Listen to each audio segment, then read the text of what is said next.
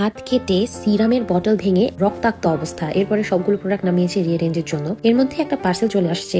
এটা হচ্ছে একটা উডেন চুরির আলনা, যেটা আমি দারাজ থেকে নিয়েছি। অ্যান্ড এটা এভাবে আলাদা আলাদা পার্টে আসছে, নিজেদেরকে অ্যাসেম্বল করতে হবে। তো আমি ট্রাই করছিলাম স্ক্রুগুলোকে কিভাবে অ্যারেঞ্জ করা যায়, কিন্তু একার পক্ষে কোনো মতেই সম্ভব না। অ্যান্ড আমরা দুজনেই সুপার কনফিউজড কিভাবে এগুলোকে অ্যাসেম্বল করব। সামহাউ আমরা ফাইন্ড আউট করেছি অ্যান্ড ফাইনালি আমাদের উডেন আলনাটা অ্যাসেম্বল করা ডান। আমার পরা এই ড্রেসটা আপনারা পেয়ে যাবেন জারবেরা ফেসবুক পেজে। তার পার্টি অথবা ঈদের সকালে বা বিকালে পরার জন্য পারফেক্ট একটা ড্রেস হবে। এটা খুবই কমফোর্টেবল। এরপরে আমরা আমাদের যতগুলো চুড়ি ছিল ঘরে সবগুলোকে আমরা একসাথে নামিয়ে অ্যারেঞ্জ করছি। এখানে কিছু চুড়ি আছে আমার গত বছরের পিয়ার পাওয়া, অ্যান্ড কিছু বিপু গিফট পেয়েছে, আর কিছু আছে আমি নিজে টাকা দিয়ে কিনেছি। এগুলো অ্যাসেম্বল করার সময় খুবই ভালো লাগছিল। অ্যান্ড এই আলনাটা আসলে খুবই সুন্দর এবং খুবই শক্তপোক্ত। আমাদের সব কিছু অ্যাসেম্বল করা ডান। অ্যান্ড এই আলনাটার সাথে একটা কভারও এসেছে, যাতে ধুলাবালি থেকে চুড়িগুলো সেফ থাকতে পারে।